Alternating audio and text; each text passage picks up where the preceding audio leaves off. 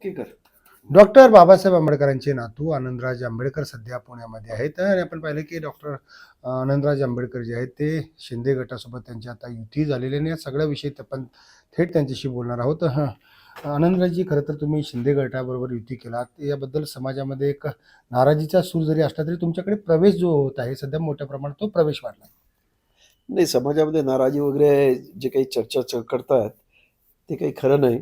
समाज उलट आज खुश आहे की आंबेडकरी समाजाला अनेक वर्षानंतर सत्तेपर्यंत पोहोचवणारा हा निर्णय असं सर्व समाजाचं मत झालेलं आहे. आणि त्याचा परिणाम आज आपण पाहत असाल की आमच्या मुंबईच्या ऑफिसमध्ये हजारोच्या संख्येने लोक दर दिवशी प्रवेश करतायत. आणि प्रचंड मोठी आज रिपब्लिकन सेनेची ताकद या महाराष्ट्रामध्ये तयार होत आहे. आंबेडकर चळवळीतला आता सर्वात मोठा म्हणजे एक गट ज्याला म्हणता येईल अशा पद्धतीने रिपब्लिकन सेना आज महाराष्ट्रामध्ये तयार झालेली आहे. आणि त्यामुळं लोकांमध्ये असंतोष किंवा नाराजी आहे असं म्हणणं हे माझ्या मते काही असंतुष्ट आत्मे अशा पद्धतीच्या वावड्या उठवत आहेत, दुसरं काही नाही.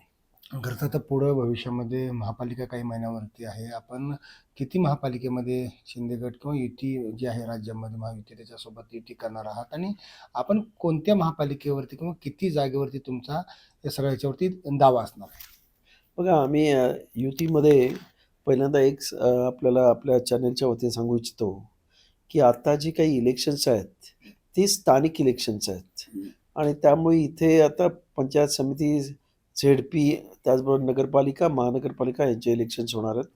तर आज आंबेडकरी कार्यकर्त्याला कुठेतरी सत्तेमध्ये न्यायचं या दृष्टिकोनातून ही युती झालेली आहे. इथे आमदार खासदार बनण्यासाठी युती झालेली नाही, तर कुठेतरी आंबेडकरी कार्यकर्ता आजपर्यंत सत्तेपासून दूर आहे. ना कॉर्पोरेटर होत, ना झेडपीचा सदस्य होत, ना पंचायत समिती सदस्य होत. अशा वेळेला त्याला कुठेतरी या राजकारणामध्ये खंबीर पाया उभं करायचं या दृष्टीने ही युती झालेली आहे. आणि त्यासाठी त्यांना आम्ही सांगितलेलं की 10% आम्हाला सत्तेमधला वाटा आपण द्यावा, आणि तो त्यांनी मान्य केलेला आहे. असं खरं तर समाज कल्याण जो विभाग आहे आपल्या राज्य शासनाच्या, त्या समाज कल्याण विभागामध्ये मोठ्या प्रमाणात जो गैरप्रकार आहे तो समोर आलेला आहे. बार्टी जे आहे ते बार्टीकडून विद्यार्थ्यांना व्यवस्थितरित्या जे काही त्यांची स्कॉलरशिप आहे ते दिले जात नाही, अशा इकडे तक्रारी असताना दुसऱ्या बाजूने आपण पाहिलं की इतर ज्या संस्था आहेत त्यांना मोठ्या प्रमाणात निधी दिला जातोय. सरकार कुठंतरी मागासवर्गावरती या ठिकाणी अशा पद्धतीने दुजाभाव करतं. हे बघा, सरकारपेक्षा कसं आहे, त्या तिथे असणाऱ्या मिनिस्टर त्यांचा तो धाक असेल तो दाखवायला पाहिजे.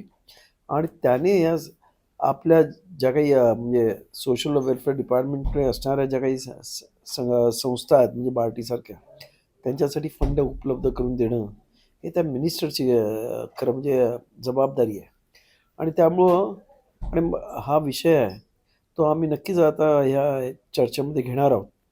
आणि बार्टीला सक्षम करण्याचं, म्हणजे बार्टी तशी सक्षम आहे परंतु त्याचा फंड शिक्षणापेक्षा इतर गोष्टीवर जास्त खर्च होतो, तो होऊ नये यासाठी आम्ही प्रयत्न करणार आहोत. आपण पाहिलं की या ठिकाणी भविष्यामध्ये मागासवर्गीय समाजासाठी शासनामध्ये राहून आम्ही समाजाची सेवा करण्यासाठी सध्या शिंदे गट जे आहे त्यांच्याबरोबर असल्याचं या ठिकाणी आनंदराज आंबेडकर यांनी सांगितलेलं आहे. लोकशाहीसाठी मी चंद्रशेखर भांगे, पुणे. लोकशाही मराठी ऐका, पहा, जागरूक रहा.